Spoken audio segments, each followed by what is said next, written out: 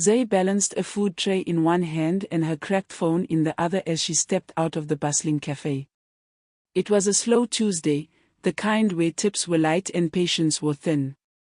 But Zay, ever smiling, had learned to find light in small things, like the leftover jollof rice and grilled plantains she packed from the kitchen before clocking out. As she crossed the street, she spotted the man again. Same spot. Same worn-out coat. Same bowed head under the rusted sign near the junction. Everyone called him Kobo, partly because he never begged for more than a few coins, and partly because no one really bothered to ask his real name. Zay walked up to him without hesitation. "You've been here all day," she said softly. "I saved some food for you." The man looked up slowly.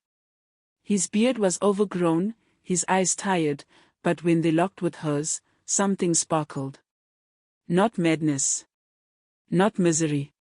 Something measured. Intelligent. He took the food with both hands, as though receiving a sacred offering. "Thank you, child." Zuri smiled. "No need to thank me. Eat, rest, and maybe tomorrow will be better." She turned and walked away, unaware that someone across the street had watched the entire exchange from behind tinted car windows. The man with the food stayed seated, but his eyes followed Zuri until she disappeared around the corner. Later that night, in a luxury suite uptown, the same homeless man stood in front of a mirror. Clean-shaven, dressed in a custom suit. He looked nothing like Kobo. "Kindness reveals more than wealth ever could," he said to himself, staring at his reflection. He picked up his phone and dialed. "Find me everything about the girl from Café Momba. Her name is Zuri. I believe she's the one." The next morning, Zuri was back at Café Momba, wiping tables and juggling trays as the lunch crowd poured in. She didn't notice the luxury SUV parked just outside, nor the sharply dressed man sitting quietly at the corner table, watching her with keen interest. "Her name is Zay Okafor," whispered James, the assistant to Mr. Obina Nduka, the billionaire philanthropist and founder of Nduka Holdings. 24 years old. Lives in a modest apartment in Makoko. Lost her parents young. Supports her younger brother. Never missed a shift at this cafe in 3 years. Obina nodded. "And the man she gave food to yesterday?" James smiled. "That would be you, sir." Obina chuckled softly. "Exactly. And no one recognized me, did they?" "No one at all." The billionaire's eyes never left Zay. There was something about her calm resilience, the quiet way she moved, the way she smiled even when no one seemed to return the favor.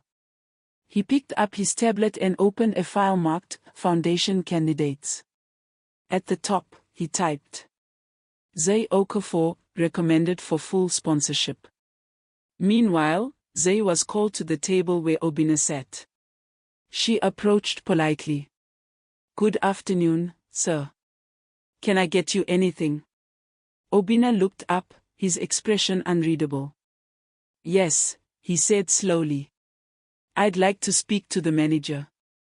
But not about a complaint, about something life-changing." Zuri blinked, unsure what to make of that. Minutes later, the cafe manager called her into the back office. Obina followed.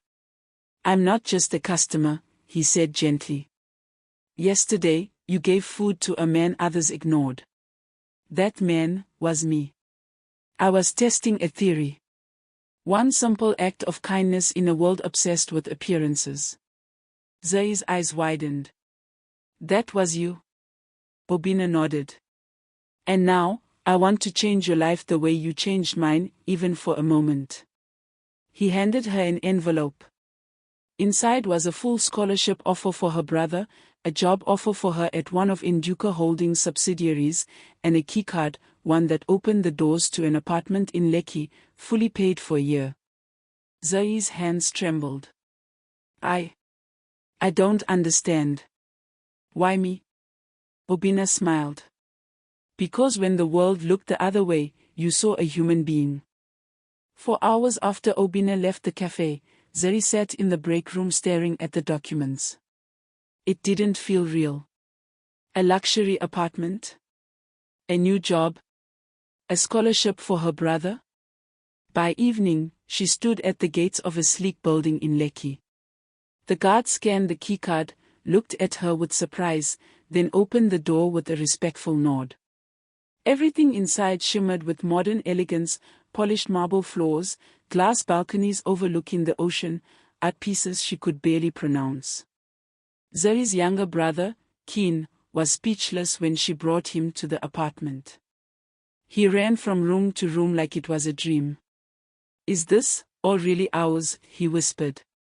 Zuri smiled and nodded, though her own heart was still catching up to reality. The next morning, she reported to her new job, a communications assistant role in a company far grander than anything she'd known.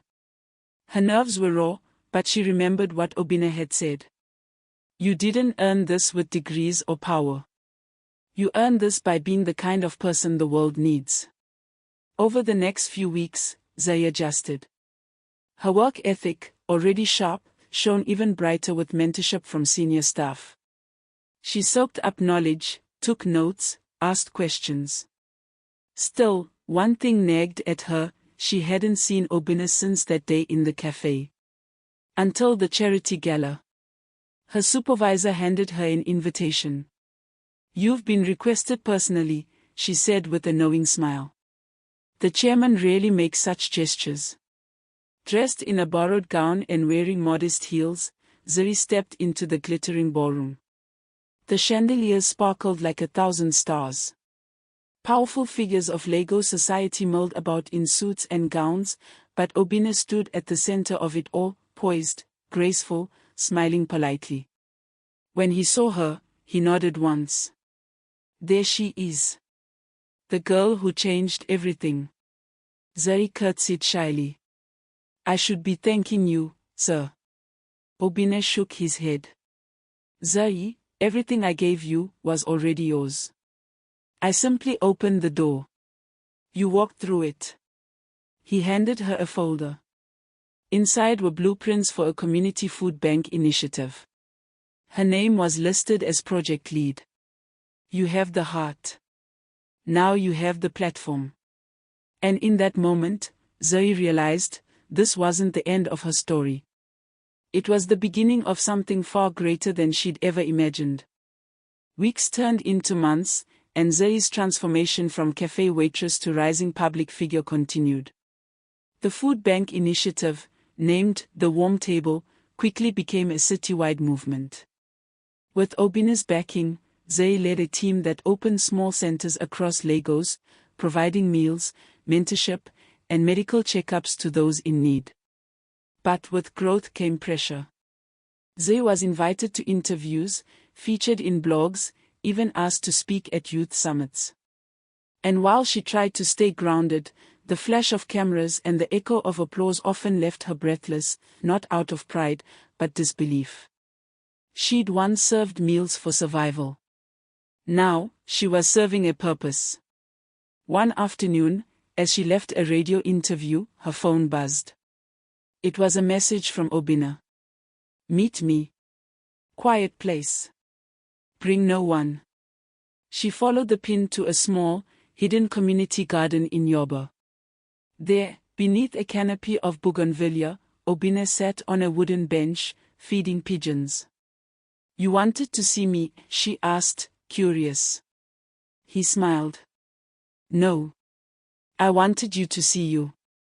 He handed her a newspaper clipping. It showed a photo of a young boy receiving food at one of the Warm Table centers. His face lit up with joy. The headline read, "One meal, one future, Lagos feels Zuri's touch." Zuri stared at it, stunned. "You did this," Obina said. "All I did was give you a spark. You made it a fire." She sat beside him, heart heavy with gratitude. "Why me? Why did you choose me?" Obina took a deep breath. "Years ago, I was that hungry man on the street. Someone believed in me. Gave me a chance. And I made a promise that day, that I would do the same for someone else. His eyes met hers. And I found you. Zuri felt tears sting the corners of her eyes. But this time, they weren't from sadness.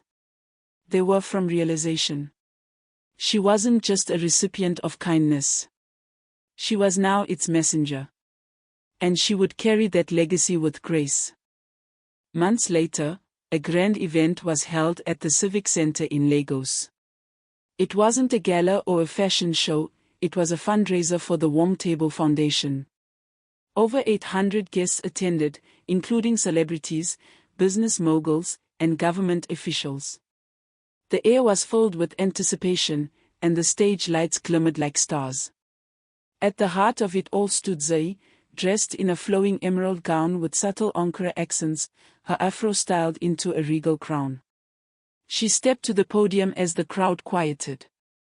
She took a deep breath and began, "Some of you may know me as the girl who gave a meal to a man on the street.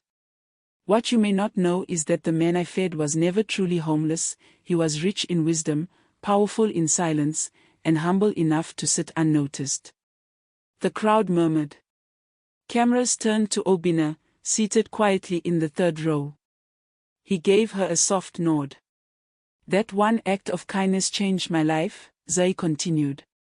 "But this story isn't just about me or him. It's about all of us, how one small act can ripple into a revolution." Thunderous applause erupted. That night, they raised enough funds to open 10 more warm table centers across Nigeria. But something else happened too. Obina walked to the stage after the event ended. The spotlight unintentionally found him. He took Zuri's hand and, for the first time, spoke publicly. "I came from the shadows because I saw light in her.